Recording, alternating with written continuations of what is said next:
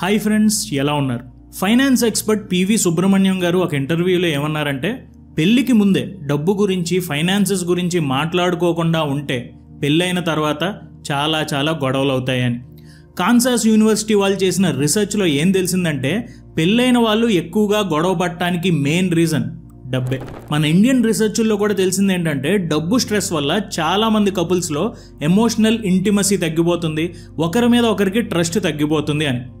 And a couple అయితే డబ్బు గురించి మాట్లాడుకోవడాన్ని అవాయిడ్ చేస్తారో వాళ్ళ మధ్య చాలా ఎక్కువ గొడవలు జరుగుతాయని రీసెర్చ్లు చెప్తున్నాయి.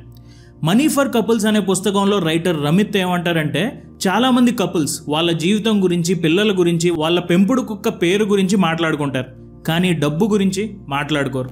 అయినా సరే వేరే వాళ్ళు ఖర్చు పెడుతున్నారనే ఆలోచన బుర్రలో పెట్టుకుని ఏదో ఒక రోజు అడగకూడదు అని అనుకుంటూ కోపంలో ఒకరోజు అడిగేస్తారు. అండ్ అక్కడి నుంచి గొడవలు మొదలవుతాయి. మనీ ఫర్ కపుల్స్ అనే పుస్తకంలో రచయిత రమిత్ ఏమంటారంటే, నిజానికి డబ్బు మీ మధ్య దూరం పెంచకూడదు, అది మీ మధ్య ఉన్న దూరాన్ని తగ్గించాలి. అది ఎలాగో ఈ పుస్తకంలో మీకు 10 స్టెప్స్లో చెప్తాను అని అంటున్నారు. సో నేను దాన్ని ఇంకొంచెం కండెన్స్ చేసి ఈ పుస్తకంలోని 10 స్టెప్స్ని 5 స్టెప్స్లో మీకు చెప్పే ప్రయత్నం చేస్తాను. అండ్ ఈ వీడియో మీరు బడ్జెట్ ఎలా చేసుకోవాలనే దాని గురించి కాదు, ఖర్చులు ఎలా తగ్గించాలనే దాని గురించి కూడా కాదు, ఇది కలలు ఎలా కలిసి కనాలి, ఆ కలల్ని కలిసి ఎలా నిజం చేసుకోవాలి అనే దాని గురించి. సో ఇంకా ఆలస్యం చేయకుండా వీడియోలోకి వెళ్ళిపోదాం, పదండి.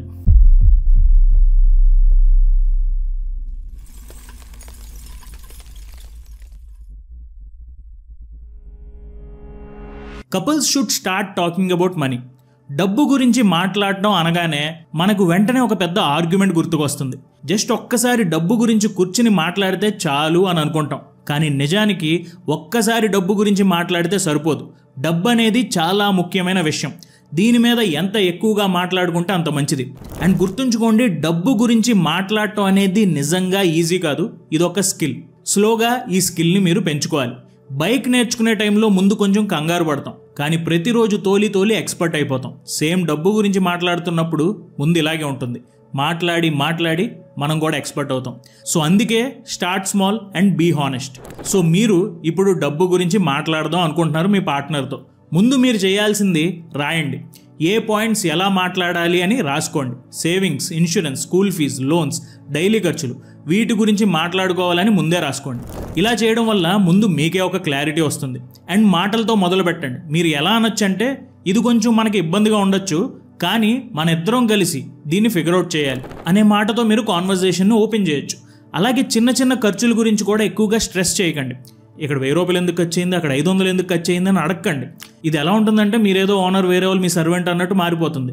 ఎందుకు ఇలా అడగకూడదంటే, చిన్న విషయాల మీద మీరు గట్టిగా స్ట్రెస్ చేస్తే మీరు ఖర్చు తగ్గించాలి, సేవింగ్స్ పెంచాలి, ఇలాంటి ఇంపార్టెంట్ పాయింట్స్ దగ్గరికి వెళ్ళలేరు. ఒక చిన్న గొడవతోనే అసెంబ్లీ రద్దయినట్టు మీ మీటింగ్ కూడా రద్దయిపోతుంది. అండ్ మళ్ళీ మీతో ఈ విషయం మీద మాట్లాడటానికి అవతల వాళ్ళు ఇష్టపడరు. ఎందుకంటే మీ పార్ట్నర్ అండ్ మీరు పెరిగింది వేరు ఇళ్లల్లో. మీరు విన్న మనీ స్టోరీస్ వేరు, మీ పార్ట్నర్ విన్న మనీ స్టోరీస్ వేరు. ఒకళ్ళు ప్రతి రూపాయి దాయాలనుకుంటారు, ఇంకొకరు ఇదే సమయం, మళ్ళీ ఏజ్ రాదు, ఈ టైంలోనే ఖర్చు చేసేయాలి, ఎంజాయ్ చేసేయాలి అని అనుకుంటారు. ఇక్కడ ఇద్దరు రాంగ్ కాదు. సో ముఖ్యమైన విషయం ఏంటంటే, ఒకరినొకరు అర్థం చేసుకోవడం. టేక్ అ డీప్ బ్రీత్, కూర్చోండి, ఎలా మాట్లాడాలో ప్లాన్ చేయండి, మాట్లాడండి. రవి అనే వ్యక్తి ఇలాగే ఆలోచిస్తూ తన వైఫ్తో డబ్బు గురించి మాట్లాడేవాడు కాదు. ఇన్సూరెన్స్ కట్టాలి, దీని గురించి మాట్లాడాలి అని అనుకుంటాడు, కానీ భయపడేవాడు. కానీ తన లైఫ్ ఎలా ఉంటుందో తనకి తెలియదు, రేపేమవుతుందో తనకి తెలియదు. అండ్ తన ఫ్యామిలీకి ప్రొటెక్షన్ ఇవ్వాలి అని అనుకున్నాడు. సో తన వైఫ్ని కూర్చోబెట్టి మాట్లాడాడు. యాక్సిస్ మ్యాక్స్ లైఫ్ ఇన్సూరెన్స్ వారి new smart term plan plus తీసుకున్నాడు. కేవలం 577 రూపాయలకే రవికి 1 crore లైఫ్ కవర్ దక్కింది. అండ్ ఇది స్మార్ట్ ప్లాన్ అని ఎందుకు అంటున్నారంటే, అండ్ రవికి బాగా నచ్చిన విషయం ఏంటంటే, స్పెషల్ ఎగ్జిట్ వాల్యూ బెనిఫిట్, అలాగే 15% ఫస్ట్ ఇయర్ డిస్కౌంట్, ఇవన్నీ ఇందులో ఉన్నాయి. అండ్ ఏమైనా జరగరాంది జరిగితే 3 గంటల్లో క్లెయిమ్ సెటిల్మెంట్ చేస్తారు, మీ పాలసీ ఎలిజిబిలిటీస్ చెక్ చేసుకుని. దీనితో రవి ఫ్యామిలీ కష్టకాలంలో ఎవరి సహాయాన్ని ఆశించాల్సిన అవసరమే లేదు. సో మీరు కనుక టర్మ్ ప్లాన్ తీసుకునే ఆలోచనలో ఉంటే ఒకసారి ఈ ప్లాన్ని చెక్ చేయండి. దీనికి సంబంధించిన డీటెయిల్స్ కోసం ఒక లింక్ ఇచ్చాను, అది డిస్క్రిప్షన్లో ఉంది, చెక్ చేయండి. నెక్స్ట్, నాకు ఈ పుస్తకంలో బాగా నచ్చిన పాయింట్ ఏంటంటే, money dials. What do you love spending on? మనకి చాలా ఫైనాన్షియల్ అడ్వైజులు చాలామంది ఇస్తారు. కట్ చేయి, ఖర్చులు తగ్గించు, అదెందుకు కొనాలి, ఇలా అంటారు. కానీ ఈ పుస్తకంలో చెప్పే విషయం ఒకటే, తగ్గించమని కాదు, ప్రేమగా ఖర్చు పెట్టండి అని. ఏదైనా సరే ఖర్చు పెట్టే ముందు ఎందుకు ఖర్చు పెడుతున్నావు అనేది తెలుసుకోవాలి. అండ్ ఇది మొదలయ్యేది ఒక చిన్న ప్రశ్నతో. What do you love spending on? దేని మీద నీకు ఖర్చు పెట్టడం ఇష్టం? అది ట్రావెల్ కావచ్చు, ఫుడ్ కావచ్చు, గ్యాడ్జెట్లు కావచ్చు, ఏదైనా కావచ్చు. దీన్నే రచయిత అంటారు ఎస్ మనీ డైల్. సో మీకు ఇష్టం అనిపించే ఖర్చులు ఈ ఎస్ మనీ డైల్ అని రాసుకుని దాని కింద రాసుకోండి. దీని తర్వాత మిమ్మల్ని మీరు అడగాల్సిన నెక్స్ట్ క్వశ్చన్ ఏంటంటే, what don't I care about at all? దేని మీద మీకు అసలు ఖర్చు పెట్టే ఇంట్రెస్ట్ కూడా లేదు. కొంతమందికి బ్రాండెడ్ క్లోత్స్ నచ్చవు, మరి కొంతమందికి అవుట్డోర్ డైనింగ్ చేయడం ఇష్టం ఉండదు. అది ఏదైనా సరే వాటికి పేరు పెట్టండి, లెస్ మనీ డైల్స్ అని రాసుకోండి. అండ్ దాని కింద మీరు కేర్ చేయని విషయాల గురించి రాసుకోండి. ఇప్పుడు ఈ మనీ డైల్స్ని వాల్యూమ్ నాబ్ లాగా ఊహించుకోండి. మీకు నచ్చిన సాంగ్ వస్తే వాల్యూమ్ పెంచుతారు కదా, అలాగే మీకు నచ్చిన మనీ డైల్స్ని తిప్పి పెంచండి. అలాగే ఇష్టం లేని లెస్ మనీ డైల్స్ని తిప్పి తగ్గించండి. పాయింట్ ఏంటంటే డబ్బు ఖర్చు చేయొద్దని కాదు, సరైన వాటిపై ఖర్చు చేయండి. అండ్ కపుల్స్ కోసం ఈ పుస్తక రచయిత ఏమంటారంటే, ఇది జంటలుగా ఈ ఎక్సర్సైజ్ కనుక చేస్తే ఇంకొంచెం పవర్ఫుల్గా ఉంటుంది. మీరిద్దరూ వేరువేరుగా మీకు ఇష్టమైన ఖర్చుల్ని రాసుకోండి. మీ పార్ట్నర్ బయట రెస్టారెంట్లో తినడం అంటే ఇష్టం ఉండొచ్చు, మీకు ఇంట్లో తినడం అంటే ఇష్టం ఉండొచ్చు. సో మీ ఇద్దరి మధ్యలో దాన్ని ఎలా తగ్గించాలి, ఎలా పెంచాలి అనేది మీరిద్దరు కూర్చుని మాట్లాడుకోండి. సరే, ఇద్దరు పర్సనాలిటీ వేరు కావచ్చు, కానీ ఒకరి విలువలు ఒకరు అర్థం చేసుకుని ఒకరి కోసం ఇంకొకరిని పెంచుకుంటాం అనేది చేయాలి. నేను కరెక్ట్, నువ్వు రాంగ్ అనే థింకింగ్ రానివ్వకుండా ఇక్కడ ఉండటం చాలా ముఖ్యం. అలాగే మీ పార్ట్నర్కి కూర్చుని ఖర్చులు కట్ చేద్దాం అని చెప్తే ఆ డిస్కషన్ నెగిటివ్ అయిపోతుంది. దాని బదులు మనకి నిజంగా ఇష్టమైన వాటి మీద ఎక్కువగా ఎలా ఖర్చు చేయాలి అనే దానిపైన డిస్కషన్ పెట్టండి. అప్పుడు ఆటోమేటిక్గా దేని మీద తక్కువ ఖర్చు పెడితే మంచిదో మీకు అర్థమైపోతుంది. అండ్ దాని గురించి కూడా మీకు తెలియకుండానే మాట్లాడతారు. అండ్ ఈ పుస్తకంలో నెక్స్ట్ పాయింట్ ఏంటంటే, జస్ట్ ఫోకస్ ఆన్ 4 నెంబర్స్. ఈ పుస్తకంలో రచయిత ఏమంటారంటే, ఫైనాన్స్ అనేది ఒక పెద్ద పజిల్లా అనిపించవచ్చు, ఎక్కడ మొదలు పెట్టాలో అర్థం కాకపోవచ్చు. కానీ నిజం ఏంటంటే, మీరు ఒక్క 4 కీ నెంబర్స్పై దృష్టి పెడితే చాలు. అందులో మొదటిది అసెట్స్. అంటే మీకున్న ఇల్లు, మీ స్థలం, మీకున్న బిజినెస్లు, ఇవన్నీ మీ అసెట్స్ కిందకు వస్తాయి. ఇవన్నీ రాసుకోండి. నెక్స్ట్, మీరు చేస్తున్న ఇన్వెస్ట్మెంట్లు, stocks, mutual funds, retirement plans, ఇలా అన్ని ఇన్వెస్ట్మెంట్స్ అన్నీ రాసుకోండి. అలాగే సేవింగ్స్, బ్యాంక్లో ఉన్న డబ్బు, ఎమర్జెన్సీ ఫండ్స్, ఇవన్నీ కూడా సేవింగ్స్లోకి వస్తాయి. అలాగే డెట్స్ అంటే అప్పులు, loan, credit card loan, student loan, business loan, ఏమన్నా అన్ని లోన్స్ ఇందులో రాసుకోండి. ఈ 4 కలిపితే మీ నెట్వర్త్ ఏంటో మీకు అర్థమైపోతుంది. మీరు ఫైనాన్షియల్గా ఎలాంటి స్టేజ్లో ఉన్నారో మీకు తెలిసిపోతుంది. అయితే మీ పొజిషన్ చాలా బాగుంది అనే నిజాన్ని మీరు తెలుసుకోవచ్చు, లేకపోతే అంత గొప్పగా ఏం లేదు, ఇప్పుడు బెటర్ చేసుకోవాలనే నిజాన్ని కూడా మీరు తెలుసుకోవచ్చు. అది ఏదైనా సరే ఎక్కువ ఆలోచించకండి. లైఫ్ మారాలి అంటే ఈ స్టెప్ వేయాల్సిందే. ఇప్పుడు మీ పార్ట్నర్తో కూర్చోండి, మంచిగా ఈ 4 కీ నెంబర్స్ రాసుకోండి, లిస్ట్ పెట్టుకోండి, 2 కప్పులు చాయ్ పెట్టుకోండి, తాగుతా మాట్లాడుకోండి. ఒక్కొక్క నెంబర్ చెక్ చేస్తూ మాట్లాడండి. అసెట్స్లో ఈ నెంబర్ ఎలా అనిపిస్తుంది, నీకు బాగానే అనిపిస్తుందా, లేదు ఇంకా బెటర్ చేయొచ్చు అనిపిస్తుందా రాసుకోండి. ఇక్కడ ఎలాంటి రష్ వద్దు, కంగారు వద్దు. ఒక్కొక్క నెంబర్ మీద కూర్చుని మాట్లాడండి, రియాలిటీని ఫేస్ చేయండి. చాలామంది కపుల్స్కి ఇది కొంచెం స్ట్రెస్ఫుల్గా ఉండొచ్చు. మీరు మొదటిసారి ఎక్స్పీరియన్స్ ఫేస్ చేస్తుండొచ్చు. స్ట్రెస్ అనేది ఉంటుంది. బాగా స్ట్రెస్ పెరిగిపోతే కొంచెం బ్రేక్ తీసుకోండి, కానీ మళ్ళీ కూర్చుని మాట్లాడండి. ఎందుకంటే దీన్ని అవాయిడ్ చేసుకుంటూ వెళ్తే అది ఒక స్నోబాల్ ఎఫెక్ట్ లాగా మారిపోయి మనల్ని ఉంచేస్తుంది. తర్వాత లాస్ట్కి మీరు చేయాల్సింది కలిసి క్యాలిక్యులేట్ చేయండి. అసెట్స్, ఇన్వెస్ట్మెంట్స్ అండ్ సేవింగ్స్ అన్నిటినీ యాడ్ చేయండి. అండ్ డెట్ అంటే మీ అప్పుల్ని ఇందులో నుంచి సబ్ట్రాక్ట్ చేయండి. అలా వచ్చిన నెంబర్ బాగుంటే గుడ్, బాగోకపోతే కంగారు పడకండి. చాలామంది కపుల్స్ ఇలాగే స్టార్ట్ చేస్తారు. ఈ నెంబర్స్ మనల్ని ఏ విధంగా డిఫైన్ చేయవు. ఇవి కేవలం కొన్ని డేటా పాయింట్స్ అంతే. మనం ఈ రోజు ఎక్కడ ఎలా ఉన్నామో తెలుసుకుంటానికి పనికొస్తాయి అంతే. సో ఈ స్టేజ్లో మీరు క్యాలిక్యులేషన్ చేశాక సెలబ్రేట్ చేసుకోండి. ఎందుకంటే ఇదంతా ఈజీ కాదు. కలిసి ఇక్కడ దాకా వచ్చారు, మీరు డబ్బు గురించి మాట్లాడుకుంటూ మొదలు పెట్టారు, మనీ డైల్స్ ఏంటో తెలుసుకున్నారు, 4 కీ నెంబర్స్ ఏంటో తెలుసుకున్నారు, క్యాలిక్యులేట్ చేశారు. సో సెలబ్రేట్ చేసుకోండి, హ్యాపీగా టీ తాగండి, మీకు నచ్చిన సాంగ్స్ వినండి. Next, budget. చాలా డిప్రెసింగ్ పాయింట్ ఇది. సో బడ్జెట్ మర్చిపోండి. ఈ పుస్తకంలో చెప్పిన పాయింట్ చాలా బాగుంటుంది. అదేంటంటే కాన్షియస్ స్పెండింగ్ ప్లాన్. బడ్జెట్ వద్దు, కాన్షియస్ స్పెండింగ్ ప్లాన్ మనకి మంచిది.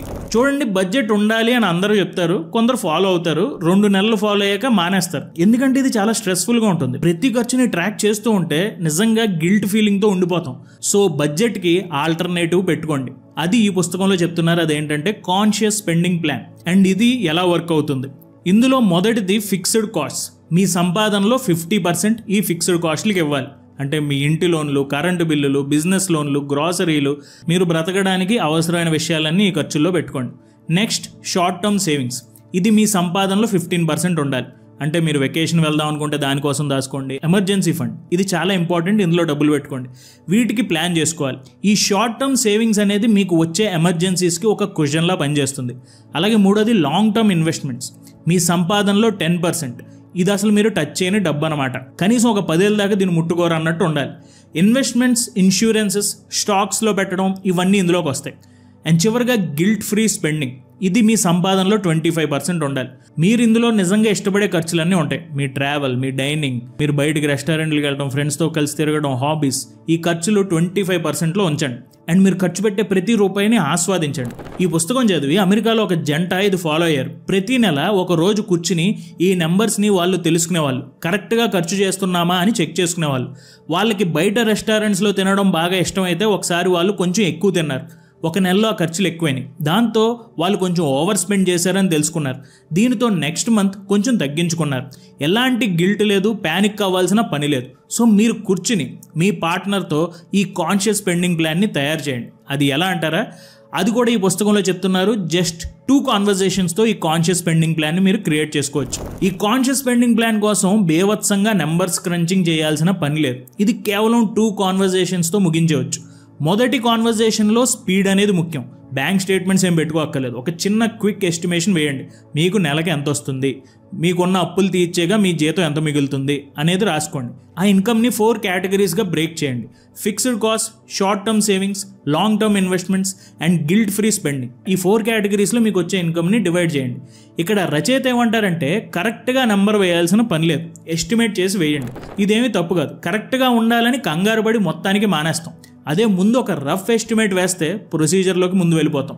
మీకు గనక టైం ఉంది, మేము చేయగలం అంటే కూర్చొని చేయండి. పర్ఫెక్ట్ నెంబర్స్ రాసుకోండి. ఎక్కడ ఖర్చు చేస్తున్నారో చెక్ చేసుకుంటూ 4 కేటగిరీస్గా డివైడ్ చేసుకోండి మీ ఇన్కమ్ని. నెక్స్ట్ కాన్వర్జేషన్లో మీరు చేయాల్సింది ఈ స్పెండింగ్ ప్లాన్ని మీ విజన్కి తగ్గట్టు అడ్జస్ట్ చేయడం. సేవింగ్స్ పెంచాలనుకున్నారు, సో నెక్స్ట్ 6 months ఎలా సేవ్ చేయొచ్చు, ఎక్కడ తగ్గించవచ్చు అనేది చూడండి. సేవింగ్స్ బాగున్నాయి సార్, ఖర్చు చేద్దాం అనుకుంటున్నారు, దేనికి ఖర్చు ఎక్కువ పెట్టచ్చు, ఎలా ఖర్చు పెట్టచ్చు అనేది చూడండి.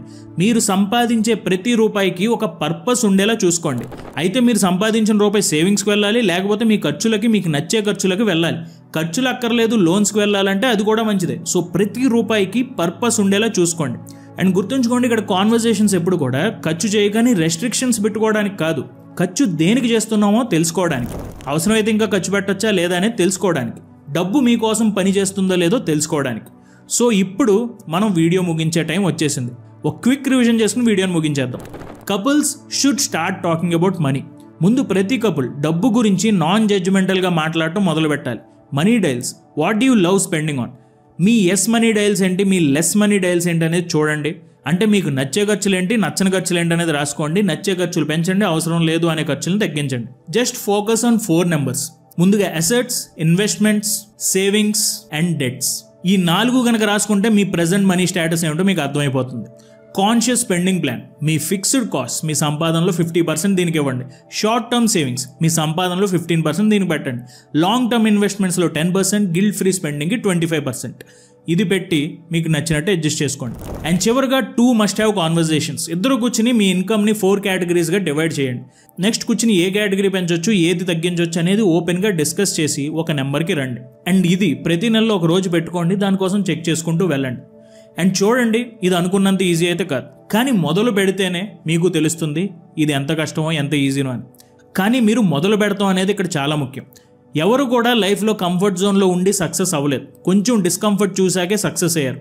డబ్బు గురించి కంఫర్ట్ జోన్ని వదిలి రండి. ఈ వీడియో మీకు ఎలా అనిపించింది అనేది నాకు కింద కామెంట్స్లో తెలియజేయండి. అలాగే మీరు కనుక ఏమన్నా టర్మ్ ప్లాన్ తీసుకోవాలని ఆలోచిస్తుంటే యాక్సిస్ మ్యాక్స్ లైఫ్ ఇన్సూరెన్స్ వారి new smart term plan plus ఒకసారి చెక్ చేయండి. దీనికి సంబంధించిన లింక్ కింద డిస్క్రిప్షన్లో ఉంది. Thank you so much for watching our videos. జై హింద్.